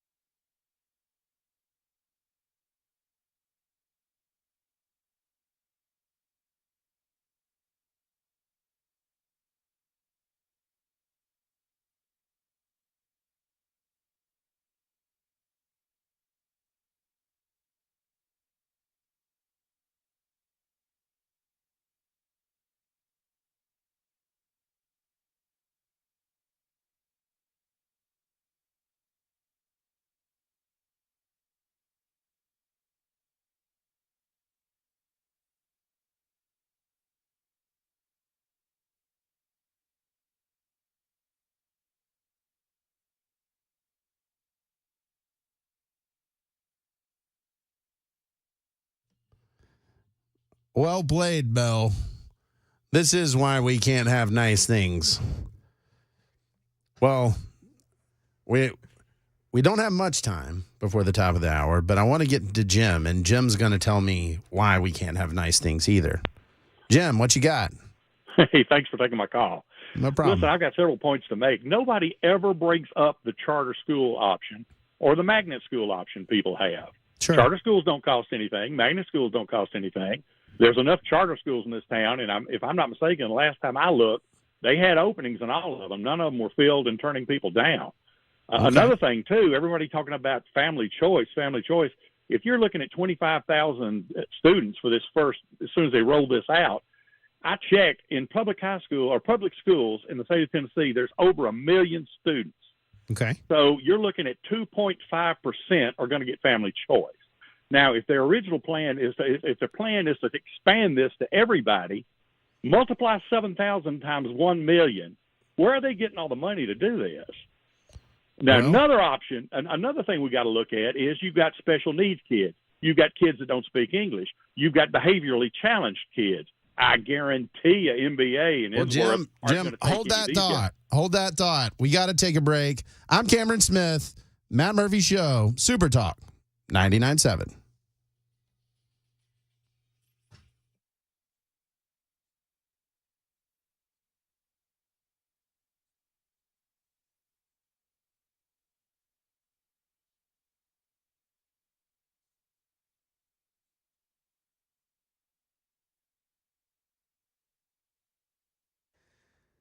Two o'clock, I'm Mac Maury with your top stories. Right now, 47 degrees, a cloudy, wet day in Nashville. Showers possible throughout the rest of today into this evening. Looking like the weekend going to be clear and a lot warmer. Got a weather forecast coming up in 2 minutes. A Fulton County, Georgia judge hears closing arguments today in the efforts to disqualify DA Fani Willis. Attorneys for former President Trump and his co-defendants in the racketeering case say Willis financially benefited from her relationship with an attorney she hired to join the case. Stephen Portnoy. Defense attorneys say DA Fani Willis and lawyer Nathan Wade lied to the court when they swore their relationship didn't start until after Wade began working for Willis on the Trump case. That constitutes a violation of their ethical responsibilities. But Judge Scott McAfee, who is yet to find that Willis lied, asked whether the right remedy might be a sanction from the Georgia bar. McAfee seemed to worry that if he finds Willis was untruthful, every case the DA has brought into his courtroom could be in jeopardy. Right now in Middle Tennessee, News 2 says searchers are at the home of Sebastian Rogers, the 15-year-old autistic teenager missing since late Sunday night. Day 5 of the search now. They're using a bloodhound to search the property. Sebastian has been missing since leaving his Shackle Island home while wearing all black. Two of the nation's largest pharmacy chains will start dispensing the abortion pill. Dave Packer. Walgreens and CVS announcing they'll start dispensing the abortion pill mifepristone. Walgreens telling ABC News it's expected to start dispensing mifepristone within a week in select pharmacies in New York, Pennsylvania, Massachusetts, California, and Illinois. CVS says it plans dispensing in the weeks ahead in states where it's legal, starting in Massachusetts and Rhode Island. The pharmacies say dispensing the abortion drug is allowed by new FDA rules. Those rules are part of an upcoming case before the Supreme Court brought by an anti-abortion group. And that is the latest news. Got a weather forecast next. I'm Mac Maury, WTN News.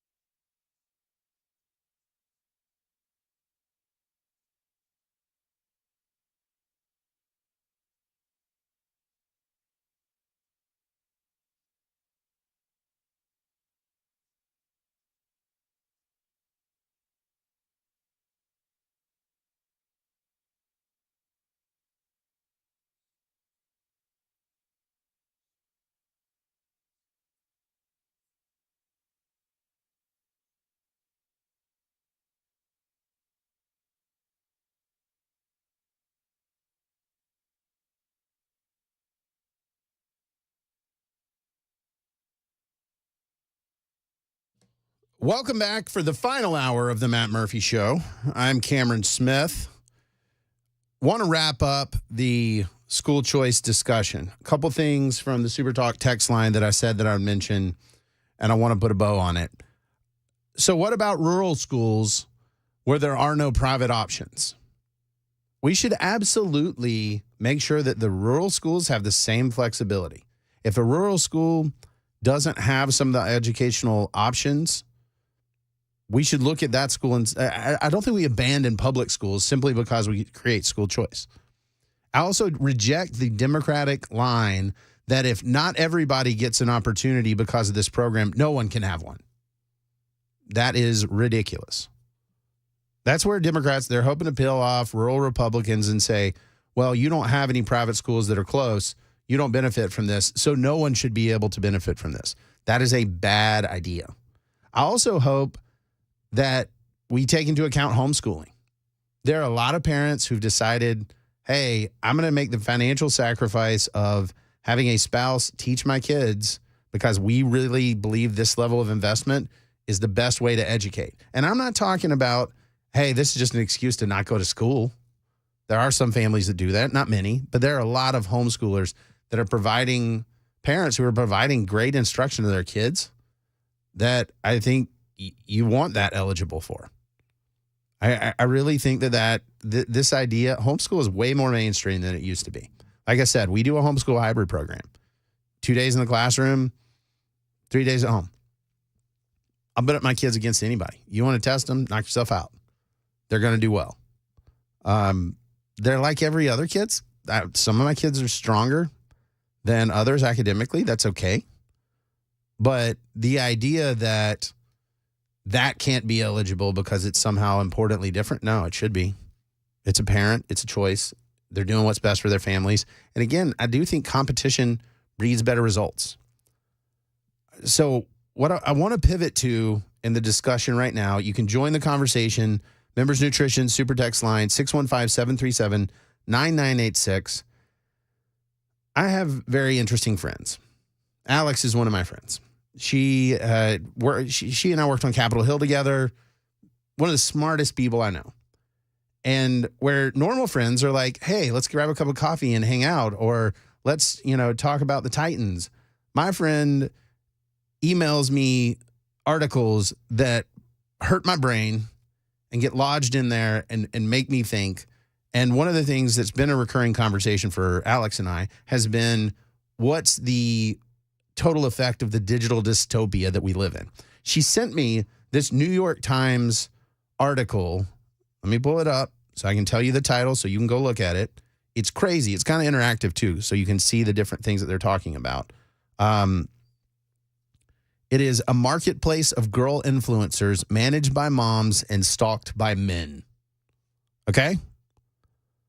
It is just so uncomfortable. And it leads with one of the posts, and we're talking underage girls. The lead caption on this article is, this box represents a real photo of a 9-year-old girl in a golden bikini lounging on a towel. The photo was posted on her Instagram account, which is run by adults. The comments below that, 9-year-old, okay? Mamma mia, heart, kissy face, great body, perfect bikini body. Take that bikini off. She's 9. Okay? And again, this article has lived rent-free in my head for a week because I know so many of our family members, friends that are on social media. A lot of us are, right? But there's something that we absolutely need to confront here, which is this idea that, parents are basically pimping their kids on social media. I mean, some of the quotes from this article, I'll just read them to you, are wild. Nearly 1 in 3 preteens list influencing as a career goal. Okay? Those kids are your kids, right? 1 in 3 preteens list influencing as a career goal. Okay? Those kids are your kids, right? 1 in 3 preteens list influencing as a career goal. Okay? Those kids are your kids, right? 1 in 3 preteens list influencing as a career goal. Okay? Those kids 11% of those born in Generation Z, that's between 97 and 2012, describe themselves as influencers. And that economy is more than $250 billion worldwide.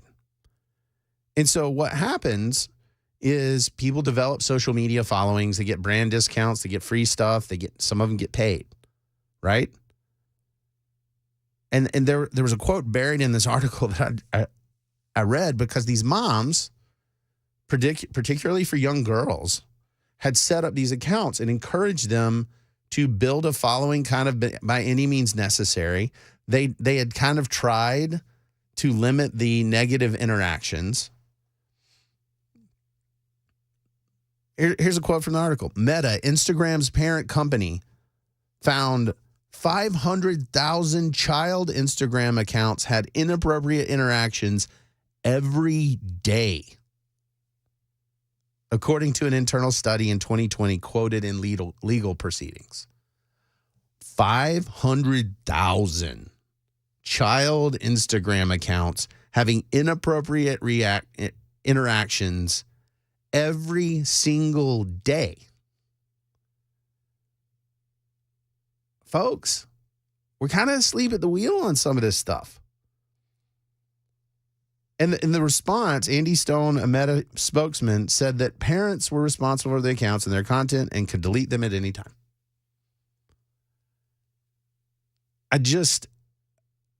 This was truly shocking to me to see this. And when you look at what's happening, here's one of the quotes from the moms, and a quote, "She's written herself off and decided that the only way she's going to have a future is to make a mint on OnlyFans." Quote, "She has way more than that to offer." You all need to watch what's happening, particularly to your daughters.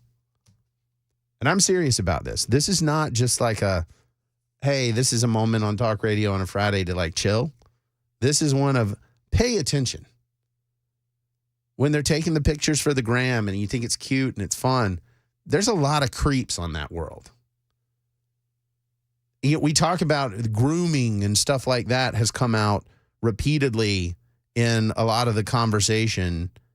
And it's happening right in front of our eyes that folks are grooming. They say a lot of positive things online, and then they start bullying and harassing and blackmailing some of these young women into different things. You need to be aware of that. And Ray, I love Ray. He said the first problem is the New York Times. This is a well-researched article at the New York Times, and you should check it out. You shouldn't dismiss it just because of the source. Look at the research here. It is wild. And Todd asks a great question. Wouldn't that be the exploitation of a child? It's kind of a gray area. And it doesn't seem gray to me because, I mean, good grief. If my niece or somebody like that, if my sister was posting pictures of my niece in a bikini trying to engage the prurient interest, I would lose my mind. I'd be like, sis, what is going on? Now, she would never do that. You know, it's typically pictures of my niece tackling her brother. But that's the problem, is it's not pornography per se, but it's absolutely appealing to that sexual interest. And that's what drives these numbers, right? It's creepers online, and there's a lot of them that you're normalizing pedophilia. And because they're not explicit images necessarily, folks get away with it. And I think that's where this is wild, and we got to pay attention to this. And we can't, and I'll tell you, the Times article, it doesn't post the images, it posts descriptions of the images, and it is insane. But there's just this real risk of harm for young women because you've got these constant comparisons to peers. We've got all these filters. There's all these negative feelings of you're not good enough. You don't look, I mean, and this has always been a thing, right? From the time magazines happened. Like people looked at images and they said, well, I don't match up with the image. I get that. This is different in that it's in real time and there's a feedback loop, right? They post an image. They get all this positive whatever from these creepers. And it's this toxic cycle. And, you know, mom is over there saying, well, we can make some money. We can make a lot of money. And again, in this Times investigation, they looked at 2.1 million Instagram posts and monitored the online chats of professed pedophiles and reviewed police reports and court documents. And it's just, it shocks the conscience. And I think my ask of you guys is pay attention to what's there, right? Pay attention to, it's not just, hey, it's cute, I'm looking cute for the gram. There's a dark, seedy underbelly of social media that's happening here that's going to eat some of the young women that you love alive.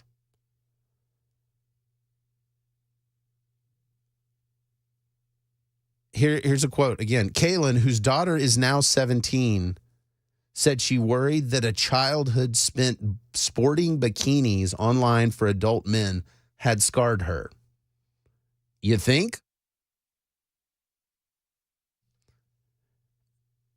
And that mother said, hey, with what I know now, I wouldn't go back and do it. But she said, I've been stupidly and naively feeding a pack of monsters, and the regret is huge. TikTok, Instagram, whatever. I get it. I understand the influencer marketplace. I understand how it works. It makes a lot of sense. But you're not helping. If you're one of these parents who thinks that you're helping your kids by creating a social media empire for them, you're not. You're pimping your kids. And it's a bad thing, and it's a huge, huge problem. And I think the bigger concern for me is it operates in an area where a lot of us, where the law can't necessarily jump in, but like that's actually what's happening. And it should really, really concern us. And if that weren't enough, again, if you want to join the conversation, Members Nutrition Super Text line 615-737-9986. Alex gave me a blog that I'd never heard of before from The Honest Broker, and it wrote this piece called The State of the Culture. And it made a bold statement. It said, entertainment is dead. Well, this is really relevant to me. I'm a partner in a media company. We've got The Ballad of David Crockett that I've talked to you guys about. It is going to market March 8th. You can rent or buy it on Amazon. It's going to be in the Green Hill Cinema. You can go see it. So it's very concerning for me when I get something that says entertainment is dead. And the Honest Broker blog pointed this out, and I thought this was crazy, is that there's art sort of exists. So that's making art for art's sake, right? And they sort of show the progression of, well, art has been eaten by entertainment. That anything that's real artsy or indie or alternative is just sort of like squished out, right? Because there's formulas for what people think is entertaining. Think Marvel, right? You know, you got some comic book heroes. Yay, rah, this is entertainment. It's great, right? Well, that gave way. If entertainment is kind of where we thought we were, to distraction. All right? This is going to hit close to home. It's going to be very uncomfortable for everybody. This blog says, and I quote, the fastest growing sector of the culture economy is distraction. Or call it scrolling or swiping or wasting time or whatever you want. But it's not art or entertainment, just ceaseless activity. The key is that each stimulus only lasts for a few seconds and then has to be repeated. Does that sound familiar? Any doom scrollers out there? We've got to take a break, but when we come back on the other side, if art was eaten by entertainment and entertainment's been eaten by distraction, what comes next? And that's where my friend Alex Taylor Swift really made me uncomfortable. Taylor Swift comes next. I don't know. We'll take a break. I'm Cameron Smith. You're listening to Super Talk 99.7.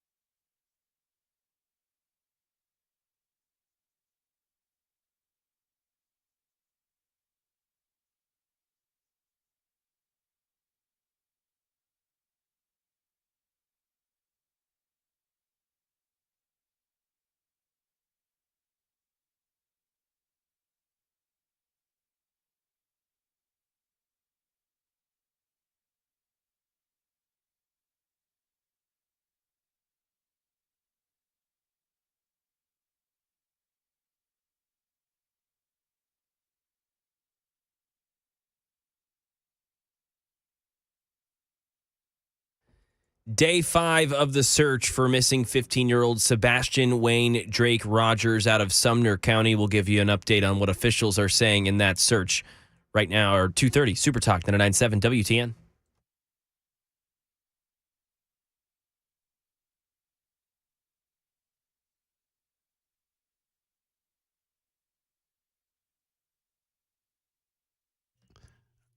I hope all of you Taylor Swift fans out there appreciate what's happening here, that this may be the last time that you hear Taylor Swift bumpers on the Matt Murphy Show. So Bell is No. He's got plenty of days off left for this year. Yeah. until next Friday when I'm filling in again. So it should be great. Yes. We're talking about the serious topic of exploitation online. And let me point this out, Bell. Ray is really struggling with Taylor Swift, so I just hate it for you. He'll Ray. live. I think you'll live. Maybe not. I don't know. But we were talking about what's happening on social media, that we're asleep at the wheel. We're not paying attention, particularly for young women. It's devastating, this reality. And then we're talking about this blog. The title of the blog was The State of the Culture. But talking about how art, which used to be the thing, gave way to entertainment, which then gave way to distraction. And you are lying to me if you tell me you don't know what I'm talking about. It is the doom scrolling. It is the fact that, have you noticed how, whether you're on YouTube, Facebook, TikTok, whatever, it's all the same thing. All the same thing now. It's these real quick reels that provide stimulus for a few seconds, and then you got to go move on to the next thing real fast. You got to do this. And I was fine with that until I kind of understood what it is in context. That, these aren't pictures of your grandma. It's just random stuff. And it's forever. So I can talk about, the sort of booty shaking stuff is one thing. There's the hydraulic press. There's a clip from a movie. And it's just stuff, right? But we all, and I mean every last one of us that have any of these things on our phone, know exactly what it's like to get hooked into one of those loops, right? Where you're clicking and then you're just flipping through over and over again. This is chemistry. Okay? It's based on our body chemistry. And the stimulus releases dopamine, which we enjoy, right? We want more, so we do more of it. It forms a habit. And then we go back to the thing that gave us the feeling, right? It's called the dopamine loop. This article talks about it. But it's a model for addiction. Okay? That's what we're dealing with. In our culture, we're now the puppets of Silicon Valley. Welcome. I hope it's nice here. You can check out anytime you'd like, but you can never leave. The Eagles said that a while ago, but it's true. So art's been consumed by entertainment by distraction, and distraction consumed by addiction. We're not looking for Renaissance painters here. We're not looking for great music. It's just feed the need, baby. And that's what we're dealing with. And again, because I have weird friends who send me uncomfortable things that haunt me, as opposed to let's just hang out, it really made me think. It's that they want to ultimately consume us. And this isn't a conspiracy because it's happening in plain sight. We can see it. The guy who writes this blog, Ted, pointed out there was a picture of the new Apple headset. But the idea is that Apple, Facebook, everybody wants you to put on a virtual reality headset where you're only stimulated. I mean, I hope you guys understand what's happening here. That it's harmful. We've seen it. And to get a break from it, you have to stop basically cold turkey. And we all, look, I do it, you do it, we all do. I just need to know what's going on. We all have good excuses as to why we do these endless loops.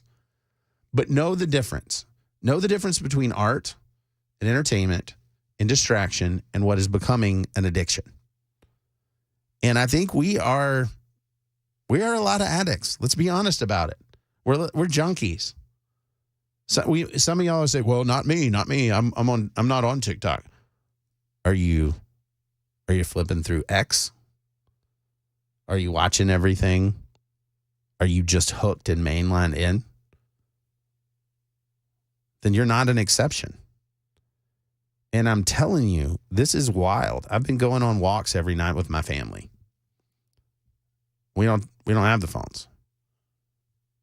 It's just wild what happens when you get away from these things and you're not stuck in the addictive hook. We got to take a break. I'm Cameron Smith, filling in for Matt Murphy on Super Talk 99.7.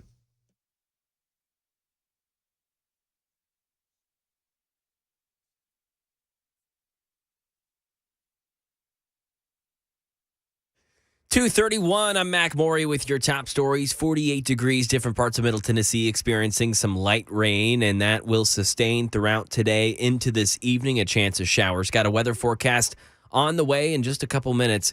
Right now in the Mid-State, day 5 of the search for missing 15-year-old Sebastian Wayne Drake Rogers out of Sumner County. He was last seen leaving a Shackle Island home late Sunday night wearing all black, carrying a flashlight. Officials had a bloodhound out by his house this morning trying to catch a scent. Still no trace.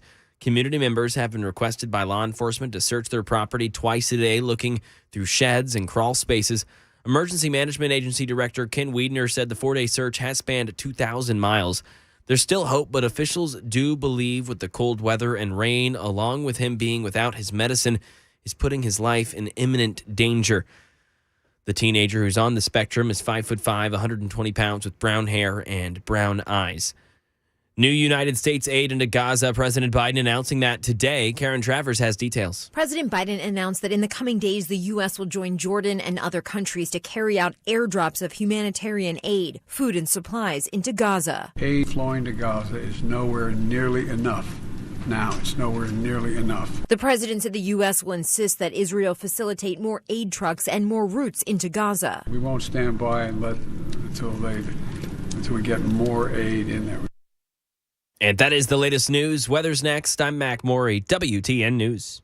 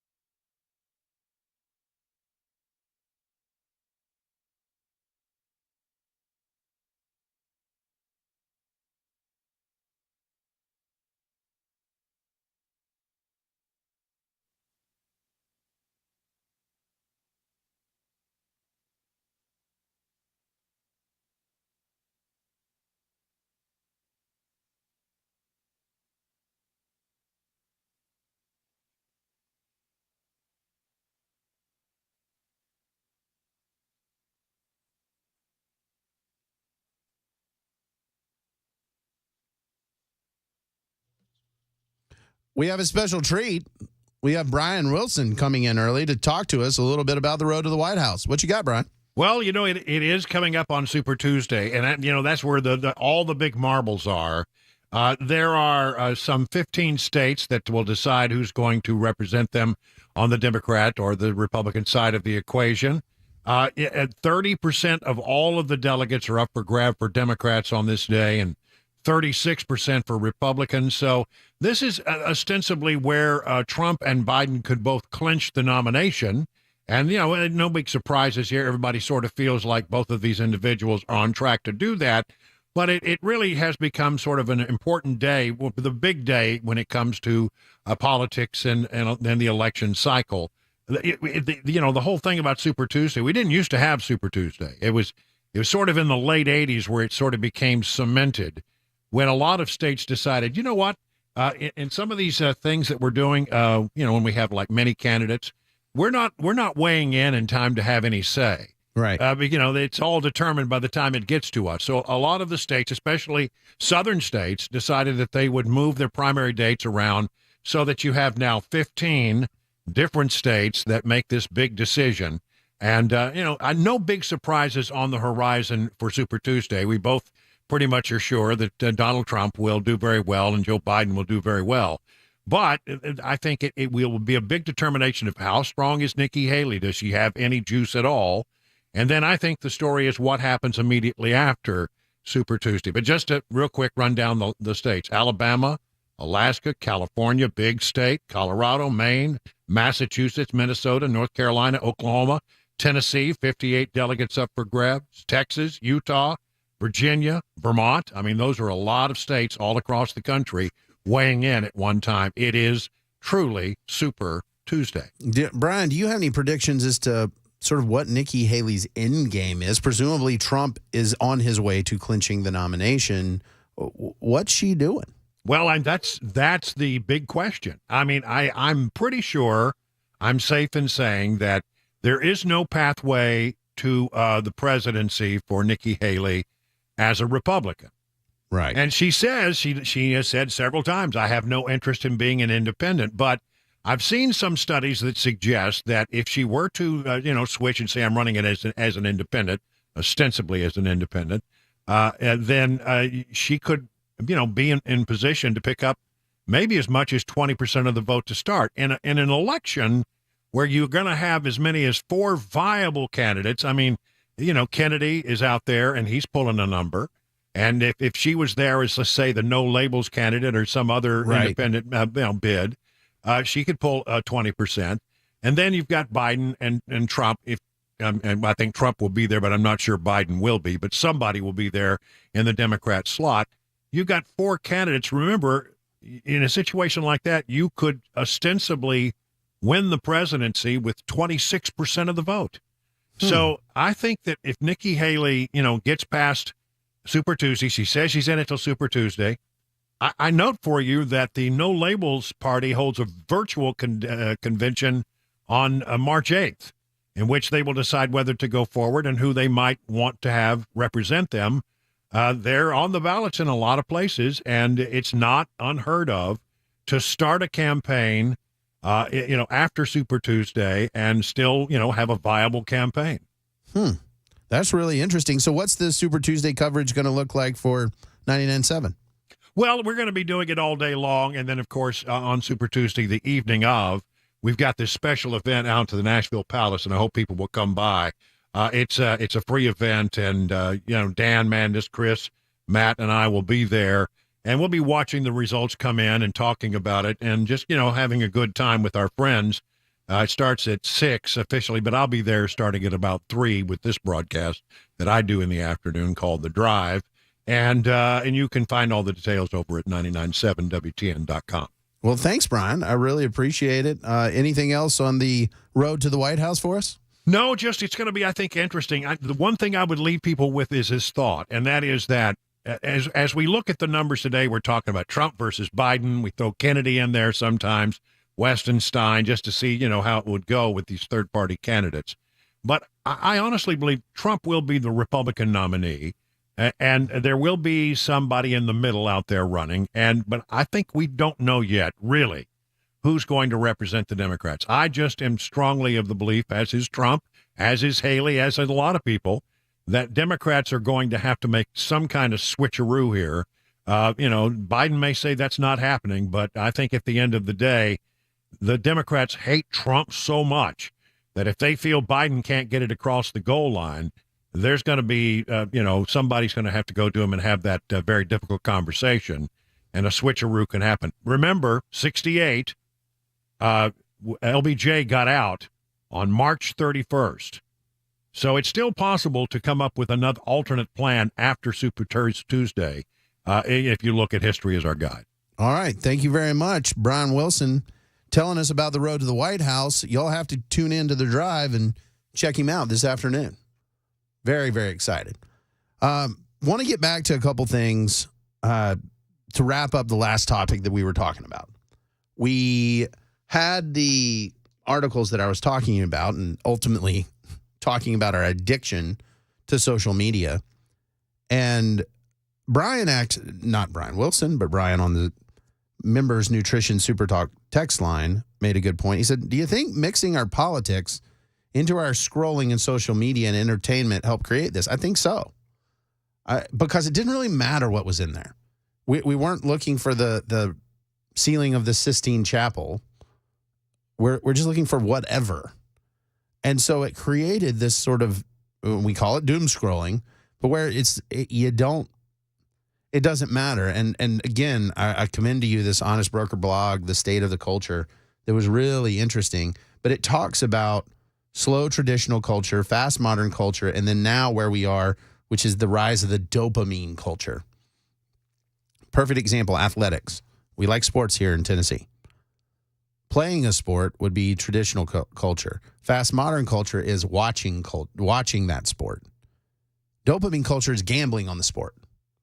Okay? We've seen the rise of that. Like, you look everywhere. How can you gamble on every aspect of a sports game?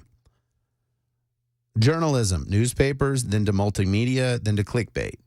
Psychosis culture would be killing the players if they lose and you had gambled on the game. Right. I guess there might be a step beyond this, but you can kind of see it. And even in video, I mentioned that we've got the Ballad of Davy Crockett coming out March 8th. Film and TV was traditional culture. Video, fast modern culture. And then reels of short videos is the dopamine culture. Music goes from albums to tracks to TikToks. You don't even have the full song anymore. I know we don't think about that, but it's kind of wild. And everything's gamified. Everything's scrollable. Everything is stimulation. And this is what broke me and just made me like, what have we done?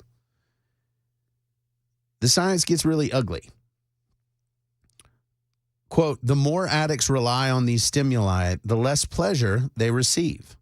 At a certain point, the cycle creates anhedonia, the complete absence of enjoyment in the experience supposedly pursued for pleasure. But our brains are wired like this, right? At a certain point, addicts pursue the stimulus, but you get to the point where it doesn't even matter anymore. That the brain works in such a way that you chase it and then it doesn't even do it anymore. And so you must do more. This is what you see with junkies with drugs. And you're just on this perpetual, indefinite loop. So this isn't pills and needles anymore, but it's just apps and algorithms. It does the same thing to us, folks. And, you know, I get it. I sound like an old man. Actually, when I was driving last night, a guy waved at me. Get off my lawn! And said, you know, roll down your window. He looked at me and said, great beard. And I'm like, oh, wow. I am looking old and grizzled these days. It's the Davy Crockett movie doing pickups or reshoots or something? No, I'm thank you. You're hilarious. I look like something out of the 18th century, or I should say the early 19th century. Yeah, thank you. But it's the apps and algorithms, man. We're just churning out junkies. And I think it's something we need to be aware of in our schools and our homes, that like man, it may be easy to hand that kid an iPad. Or your daughter thinking, oh, man, I just look so cute in this. I'm posting it on the gram. But, like, we need to know what's going on with our kids, know what's going on with each other. And we see folks doom scrolling, we need to pull them out of it and say, hey, let's go for a walk. Let's go outside. Let's go smell the flowers. And it's leading to depression and all kinds of other stuff. And I just commend you guys. As much as it benefits me for you guys to tweet and retweet stuff that I post, my articles, like listening to things, you know, I'd rather you go outside. I probably shouldn't say that for some of my employers, but relationships matter. I mean, that's why I work at Thanks, because relationships matter. Like, if you don't know how to form relationships, you're at a damaging place. And this dopamine culture is killing us, folks. It's absolutely killing us. And if you think what I'm saying is false, and I haven't seen anybody on the Super Talk text line disagree with me. In fact, Ryan says, mindless drones are easy to control. Exactly.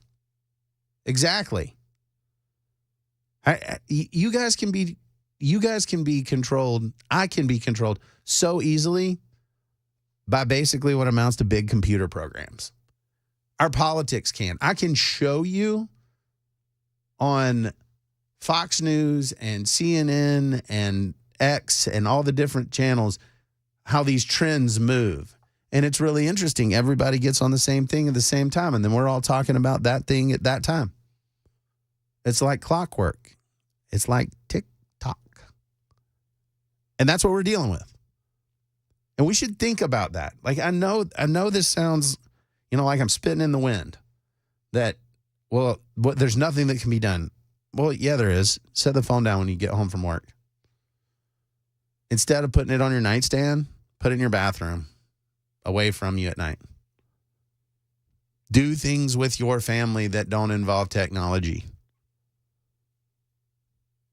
Be present. And I'm not telling you something you don't know.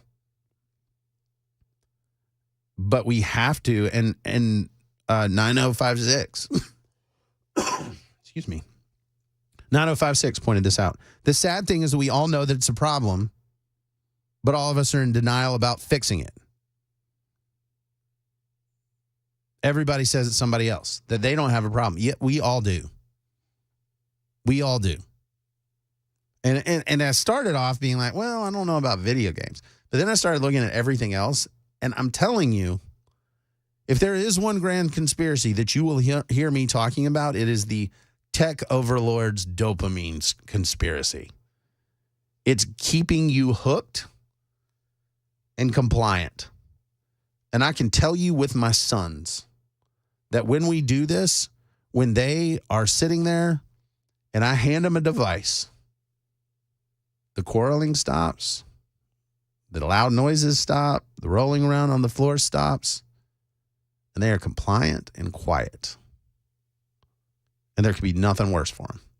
We got to take a break, and then we'll wrap all this up. I'm Cameron Smith, and you're listening to Super Talk 99.7.